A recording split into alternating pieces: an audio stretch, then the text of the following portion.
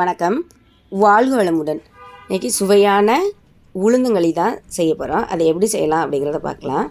பாருங்கள், எவ்வளோ சாஃப்டாக பார்க்குறதுக்கே களியாக இல்லை அல்வாவான்னு டவுட் ஆகுது. அந்த அளவுக்கு செஞ்சுருக்கேன் பாருங்கள். இதே மாதிரி இதை எப்படி செய்யலாம் அப்படிங்கிறத பார்க்கலாம்.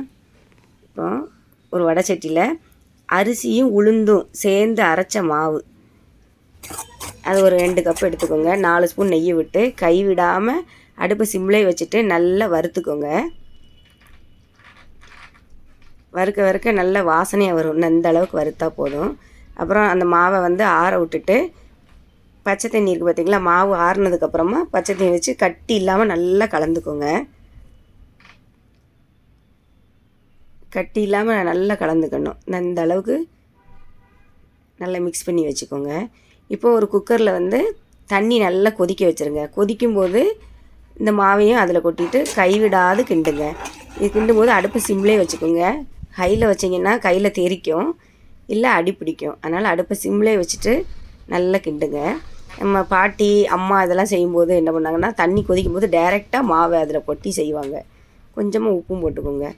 நமக்கு அந்த மாதிரி செய்ய முடியல இப்போது. அதுக்காக இப்படி ஈஸியாக செஞ்சோன்னா ரொம்ப டேஸ்ட்டாக இருக்கும், சாப்பிட்றதுக்கும் ரொம்ப நல்லாயிருக்கும். வறுத்து செஞ்சதுனால அப்படியே ரொம்ப டேஸ்ட்டாக நல்லாயிருக்கும். கைவிடாது கிண்டுங்க. இந்த கப்புக்கு நான் 2 கப் அளவு மாவு எடுத்துருக்கிறேன்.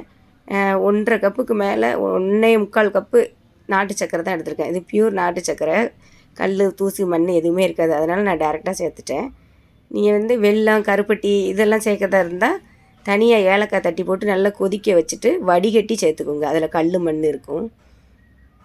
இது கிண்டிக்கிட்டே இருக்கும்போது கைவிடாது கிண்டணும், இல்லைன்னா மறுபடியும் கட்டி பிடிச்சிடும். அடுப்பு சிம்லே வச்சுக்கோங்க. அவ்வளோதான், களி ரெடி ஆயிடுச்சு. இது மிதமான சூடு இருக்கும்போது நெய் இல்லை நல்லெண்ணெய் ஊற்றி சாப்பிடுங்க. டேஸ்ட்டு சூப்பராக இருக்கும்.